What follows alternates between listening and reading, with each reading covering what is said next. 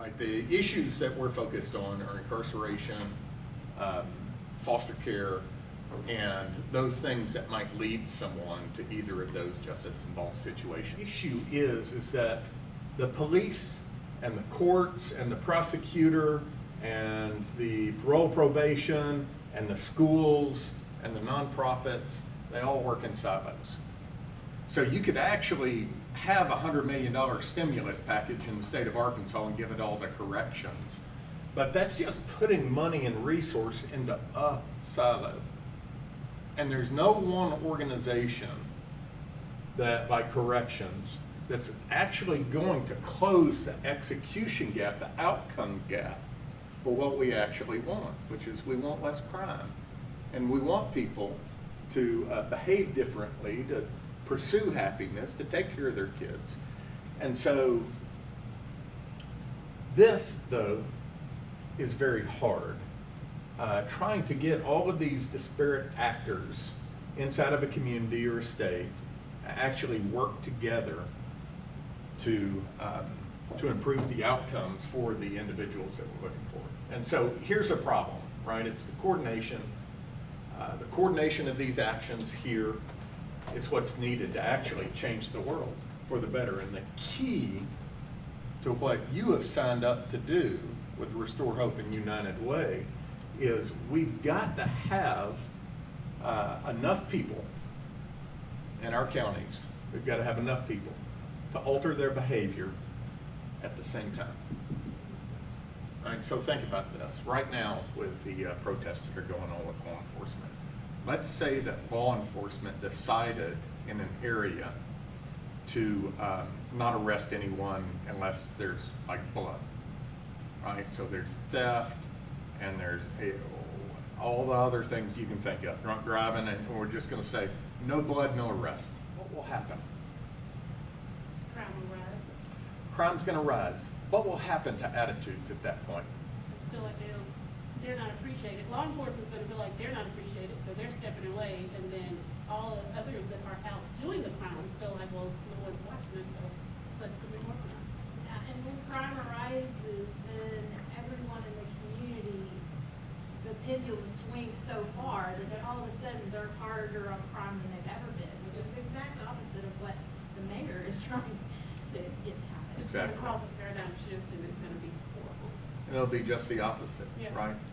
If one actor, if just the police were to change the way they do things, and the prosecutor didn't change, and the court didn't change, right, then, you know, nothing happens. In fact, probably bad happens until that actor is swung back in, forced back into the status quo, which is where we currently are. And so in all of our communities, we are perfectly set up to deliver the results we're currently getting. And we all want, or most of us want, different results. We want better results. The problem is that enough actors have to change at the same time to be able to go, so that the rest of the system, the incentives in the community, don't snap you back to where we currently are, or push you so far back that you're going in the other way. And so the kind of broad umbrella that was defined in 2011, this has existed long before that, but the name collective impact was given by two researchers, one from Harvard and one from a research group called FSG. In 2011, they coined the phrase collective impact. And that was because they observed where change happened. Because so often you can look in spots and they'll pump more money into government programs or into grants and nothing changes. Not really. You'll get more input change. We hand out more food, we had more arrests, we saw more folk, but the outcomes don't change. So inputs change, but outcomes don't change. And so the only time really these individuals, and I've heard them speak here recently too, and they're saying the only time they really see change at a systems-wide level is when collective impact is engaged. It doesn't have to go under this name, but the 5 things that define collective impact have to be true. Right? So here are the key words. I've put them in bold here. You have to have a commitment of a group, right, from different sectors. Right? So now you're starting to get this journey. We call it a crisis to career journey. But you've got to have, from different sectors, they got to be working together. They've got to have a common agenda. And you've got to have a structure to work together. So that is collective impact. There are 5 things that must be true in collective impact and in our work. You've got to have the common goal. And in our work, we form an alliance. And we focus on 100 families at a time. You've got to have shared measurement system. We all have to agree that these things are important and that we're tracking them. And that means that within our groups, our alliances, people have to share data. And if we don't share data, then we don't know what's going on. And we can't measure the impact that we're actually having. We've got to have mutually reinforcing actions. So if someone could actually be the case manager for someone and help them navigate all that they need, but they find out they have a court issue, then someone else has to deal with the court issue. And someone's got to work on them with maybe skills. They're going to go to welding school. Right? So all these mutually reinforcing actions have to happen. You've got to figure out how you're going to communicate constantly amongst the parties and within the community. And then you've got to have this backbone organization that supports the technical assistance and training that's going on. So if you want to close this execution gap, these 5 things must be true. And with these 5 things being true, you've got to get the commitment of the group, enough of them in the beginning. You've got to have enough to act all at the same time. And then you get what I just kind of refer to as a wake effect, right? You can create enough momentum that you just gather other people in. And so us as a backbone organization, United Way and Restore Hope, that's what we do. We support the change. There are 6 roles that we have. We guide the vision and the strategy. Look like a good vision will give you a picture of what we're after. We've got to support these aligned activities, largely our case manager role now, as we know it, and we're about to learn here a little bit later today. We've got to establish these shared measurements. Karen did a wonderful thing about a year ago in one of our 100 families meetings. And she produced the graph that's on that sheet there. And it showed the community, for the first time, it showed them number of clients that they held together and the impact of their collaboration on the client at the point of meeting them and most recently. So we always do it to the end of the last month before reporting. And so we defined these shared measurement practices. And as we go forward, what we need to do is figure out more data points that would be helpful to bring to the community so that they can see where the gaps are and where the successes are. And I'd say now, since we're moving to 4 communities, what is learned in one community now has the ability to be put into another alliance. And so now we're going to get into a network learning operation. We've got to build the public will. This was the hardest part here in Fort Smith because we didn't have anything other than an aspirational vision and some stories about Tupelo and some stories about how bad things really were here. And they were bad and they were getting worse. But as we move into other communities, this still is going to be a big work of ours, is we've got to get the key actors, or enough of them, to care and want to walk with us, that we create that wake effect or the momentum. With advanced policy, we just recently started doing this. The best way I think that we could advance policy is in the committees, in our alliance committees, allow these things to start bubbling up, and then we'll capture them in the notes. This is part of our work as we go into each one of these communities. And then we've got to mobilize funding. And so our goal is, once we create an alliance and we get things moving in the same way, how do we get money flowing through that pipe? And if we can get money flowing through this pipe to the alliance members, they're gonna be able to do more of what they do, but together. And so we'll increase the capacity of the entire system.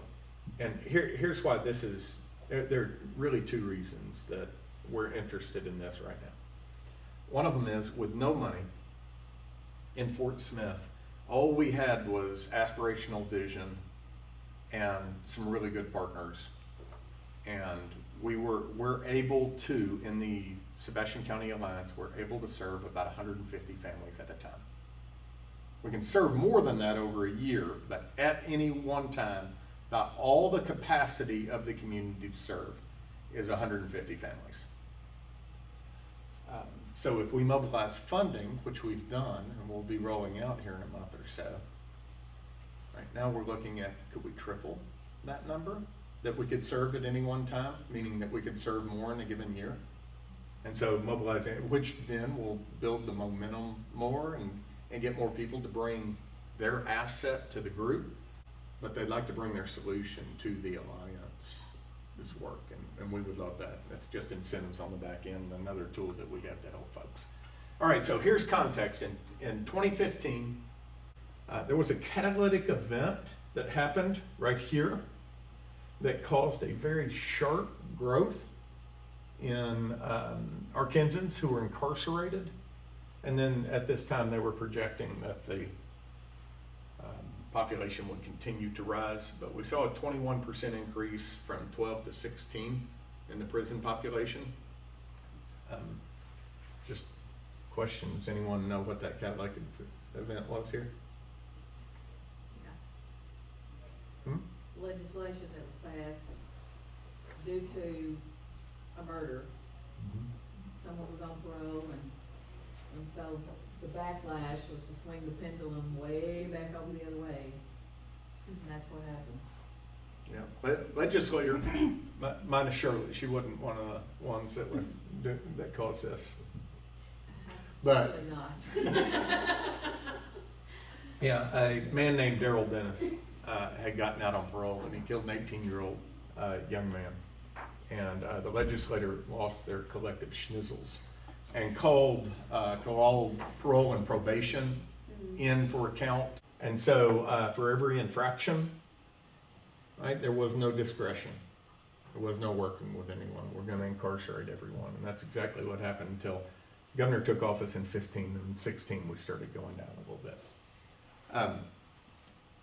But when the governor took office, this is what he's dealing with. And if you look at the budget, it went way up. Accordingly, you can imagine how much more money we needed in corrections. And that was post-adjudicated response. That wasn't for courts or law enforcement. It was just, you're guilty and you're gonna go do some time. Someone's gonna watch you. And so we had a huge increase there.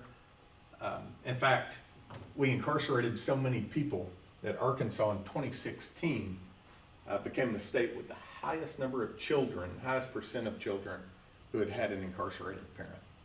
And on the adverse childhood experiences test, having an incarcerated parent will get you 1 ace.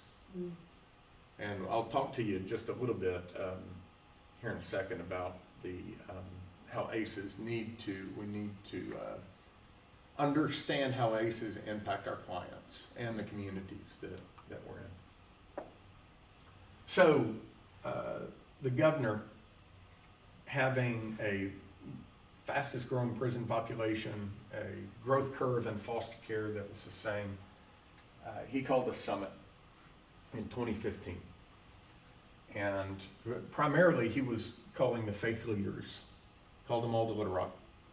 And it was a 2-day conference, and he called them to engage in helping reduce incarceration and foster care in the state. In response to his words, I sat on the task force that helped pull that off, and that's where I got to know the governor and his staff. And I heard him talk in ways that convinced me that he actually wanted system change. So I've sat on task force before. And we would put very smart people all in the same room, but about all we could ever do was produce a binder with some really good thoughts that no one could execute on. And so they became these ideas of what could be, but because the collective impact, the 5 things for collective impact didn't exist, like you couldn't actually make them real. And so they were just really good thoughts that were left on the shelf. Something that we all aspired to as we individually acted in our own silos. But we wrote a strategy paper right after the summit in August of 15. It started as some advice on collective impact theory. Is, you know, you called a summit and he gave the governor gave a very strong charge at the end of that summit. I don't want to leave here with just this. We need to put measurements in place, and we've got to change the system. A little bit later, he was in front of Harding at their chapel, and the president said, "What do you actually want with Restore Hope?" And he says, "I want the system to change." And so we wrote him a strategy for how to do that. And everything I've covered right up to here is, you know, in this strategy paper. These things must exist.